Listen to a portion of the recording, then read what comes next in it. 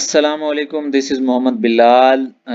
Exercise 2.2 के question number 3 के solution को एक्सप्लेन किया जाएगा इस वीडियो के अंदर।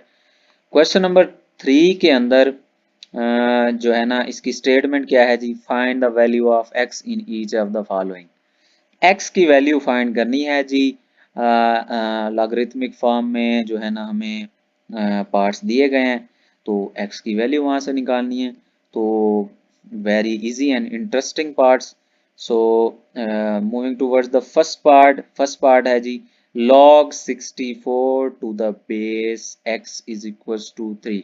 तो ये मैंने लास्ट क्वेश्चन में बताया था कि इसको ऐसे रीड किया जाता है कि log वाले नंबर को ऐसे नहीं रीड किया जाता log x 64 is equal to 3। No, log 64 to the base या with base x is equals to 3। So logarithmic form को पहले जी एक्सपोनेंशियल फॉर्म में कन्वर्ट कर लेते हैं। तो एक्सपोनेंशियल फॉर्म में ये कैसे कन्वर्ट होगा?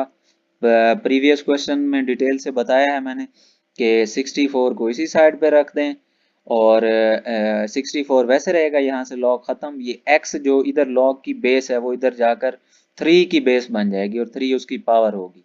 तो 64 is equal to X raise to power 3। अब जी 64 आ रहा है तो 64 की प्राइम फैक्टराइजेशन कर लेते हैं।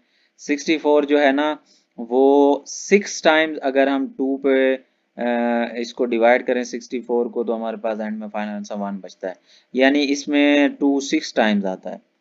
तो अब क्योंकि इस साइड पे पावर 3 है, तो मैंने क्या किया है, मैंने 2 को डायरेक्टली 2 की पावर 6 नहीं लिखा, इसको सेपरेटली लिख दिया है। 2 2 2 3 अलग लिख दिया है 2 की पावर 3, और मल्टीप्लाई करवा के 2 की पावर 3 अलग लिख दिया, क्योंकि ये एक ही बात है। 2 की पावर 6 हो या 2 की पावर 3 मल्टीप्लाइड बाय 2 की पावर 3 हो, एक ही बात है। तो देखें जी, 2 की पावर 3 2 की पावर 3 दोनों नंबर्स मल्टीप्लाई हो रहे हैं और इनके ऊपर पावर आ रही है, तो हम क्या करेंगे, दोनों को इकट्ठा कर लेंगे और होल की पावर कर देंगे, इज इक्वल टू एक्स की पावर 3 वैसे आता जाएगा। सो 2 मल्टीप्लाइड बाय 2 होल की पावर 3, 2 2 ज़र 4 होता है, 4 की power 3 is equal to X की पावर 3। तो देखें जी, जब बेसिस सेम हो या पावर्स सेम हो तो वो एक दूसरे को राइट और लेफ्ट साइड पे कैंसिल कर सकती हैं। तो इनकी पावर सेम है, तो ये पावर्स एक दूसरे को कैंसिल कर देंगी। 4 इज इक्वल टू एक्स आ जाएगा और x की वैल्यू यानी कि हमारे पास क्या आ गई, 4। तो अकॉर्डिंग टू बुक आंसर हम इसको लिख लेंगे x इज इक्वल टू 4 और x is equal to 4। So this is the final answer. अब फर्स्ट पार्ट, सेकंड पार्ट है जी, log 1 to the base 5 is equal to x। इसकी एक्सपोनेंशियल फॉर्म लिखेंगे, तो इसकी एक्सपोनेंशियल फॉर्म वैसे ही बनाएंगे जी। 1 इस साइड पे वैसे रहेगा, log खत्म, ये जो बेस है इस साइड पे वो इधर आकर नंबर की बेस बनेगी। 5 की power x is equal to 1। अब आप देखें इसको कैसे सॉल्व करेंगे। देखें, कोई भी नंबर हो उसकी पावर 0 हो तो उसका आंसर हमेशा 1 आता है। ये एक प्रूवन रिजल्ट है मैथमेटिक्स के अंदर कि किसी भी नंबर की जो पावर 0 हो, चाहे कोई भी नंबर है उसकी पावर 0 है, तो उसका आंसर हमेशा क्या होता है, 0। एक्सेप्ट यहाँ पर क्या होता है, 0 नहीं आना चाहिए, कि 0 की पावर 0 नहीं हो, वो थोड़ा सा अलग केस हो जाता है। 0 के अलावा कोई भी नंबर हो उसकी पावर 0 है तो उसका आंसर हमेशा 1 होता है। तो अब हम यहाँ पर क्या करेंगे, बेसिस को सेम करने के लिए 5 की पावर 0 ले लेंगे।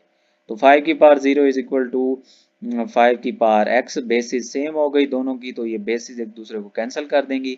0 इज इक्वल टू x और x इज इक्वल टू 0, तो x इज इक्वल टू 0 जी, इसका फाइनल आंसर आ गया। थर्ड पार्ट है जी, log a to the base x is equal to 1। तो इसकी एक्सपोनेंशियल फॉर्म क्या आएगी जी, 8 इज इक्वल टू एक्स की पावर 1 हो जाएगी ये। तो x की पावर 1 मतलब x ही है, पावर 1, क्योंकि कोई भी वेरिएबल होता है या कोई नंबर होता है उसकी पावर 1 ही होती है ऑलरेडी। तो 1 पावर को मेंशन नहीं किया जाता, लिखा नहीं जाता। 8 इज इक्वल टू एक्स, या इसको क्या लिख लेंगे, इसका फाइनल आंसर क्या आ जाएगा, और x is equal to 8। Fourth part है जी, log x to the base 10 is equal to minus 10। उसी तरह से इसको भी एक्सपोनेंशियल फॉर्म में लिख लेते हैं। एक्सपोनेंशियल फॉर्म इसकी क्या बनेगी जी, ये देखें जी, x इज इक्वल टू 10 की पावर माइनस 3 हो जाएगा ये। अब देखें पावर माइनस में अगर इसको मैंने पॉजिटिव करना है तो वन लगा के इसको क्या है कोफिशिएंट में नीचे ले आऊँगा, इसमें क्वोशंट में सॉरी नीचे ले आऊँगा, फ्रैक्शन के अंदर डिनोमिनेटर में आएगी तो ये पावर प्लस हो जाएगी। एंड यू नो डैट 10 की पावर 3 से मुराद क्या है कि हमने 1 के आगे जितनी 10 की पावर होती है ना उतनी ही 1 के आगे जीरोस लगा देनी होती है। और इन जनरल भी आपको पता है कि 10 की पावर 3 जो होता है ना वो 1000 होता है। तो 1/1000 x इज इक्वल टू 1/1000 इसका फाइनल आंसर आ गया। फिफ्थ पार्ट है जी log x to the base 4 is equal to 3/2।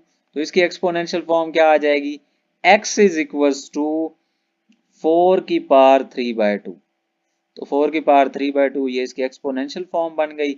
आप देखें जी 4 को हम लिख सकते हैं 2 की पावर 2 मल्टीप्लाइड बाय ऑलरेडी इसकी पावर 3/2 है तो वो वैसे आ जाएगी 3/2। 2 से 2 कैंसिल हो गया, x इज इक्वल टू 2 की पावर 3 बच गई और 2 की पावर 3 क्या होती है जी 8। तो x इज इक्वल टू 8 इसका फाइनल आंसर आ गया। अच्छा, moving towards the last end six part of this question, log 1024 1024 to the base 2 is equal to x। So exponential form कैसे लिखी जाएगी जी, 1024 इज इक्वल टू 2 की पावर x हो जाएगा। ये आप देखें ना जो 1024 है उसकी जो प्राइम फैक्टराइजेशन है वो ज़रा देख लेते हैं उसको। ये मैंने मेंशन किया हुआ है, ये देखें जी ये सामने आ गई, पहले ना छुपी हुई थी। तो देखें 1024 की प्राइम फैक्टराइजेशन करेंगे तो 2 को अगर हम 10 टाइम्स इसके ऊपर डिवाइड करवाएं तो हमें आंसर एंड में 1 मिलेगा, यानी 512 फिर 256 फिर 128 64 32 16 8 2 4 1।